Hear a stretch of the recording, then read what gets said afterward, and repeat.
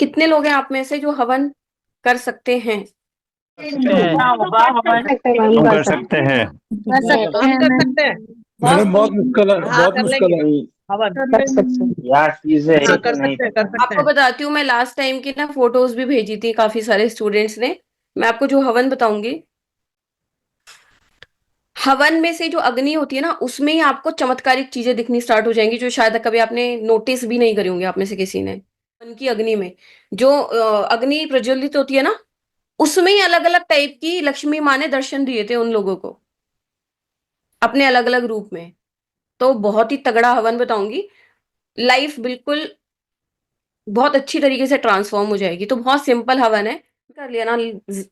I swear कि मैं क्या बोलूं, मैं एक लाइन बोलूंगी, फिर आप बोलोगे कि हम वैसे ही नहीं भूलेंगे। मैं यही बोलूंगी कि अगर आपने वो हवन कर लिया, आप मुझे नहीं भूल भूल पाओगे। वो इतना पावरफुल हवन है, आपको जो रिजल्ट्स मिलेंगे आप जीवन भर याद रखोगे कि किसी ने हमें कुछ तो बताया था। ठीक है? तो इस हवन को मिस मत करना किसी भी हाल में। अगर ज्यादा कोई आइटम नहीं चाहिए, बस श्रद्धा चाहिए, भाव चाहिए, फिर कमाल देखना। हवन के लिए आपको आम की लकड़ी चाहिए। आप ट्रेन में हो सविता जी, डोंट वरी, कोई बात नहीं। अभी जितना सुन पा रहे हो सुन लो, कोई बात नहीं। हवन के लिए आपको आम की लकड़ी चाहिए। ठीक है? भीमसेनी कपूर चाहिए। कपूर कभी भी पूजा में यूज करो तो भीमसेनी कपूर ही यूज करना। आर्टिफिशियल कपूर यूज करके कोई फायदा नहीं होता। भीमसेनी कपूर थोड़ा महंगा आता है क्योंकि वो एक्चुअल ओरिजिनल कपूर होता है। तो सस्ते के चक्कर में आप नकली कपूर यूज करते हो, उसका कोई फायदा नहीं है। इससे अच्छा यूज करो ही मत। लकड़ी चाहिए, भीमसेनी कपूर चाहिए, देसी घी चाहिए और लौंग चाहिए। बस और कुछ नहीं चाहिए।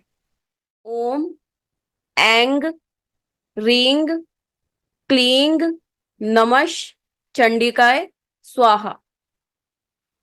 अब आपको करना क्या है, हवन का एक कुंड लेना। ये तो पता ही होगा, ये तो कॉमन सी बात है कि हवन तो कुंड में ही करोगे, किसी ना किसी वेसल में ही तो करोगे, जमीन पे थोड़ा ना करोगे।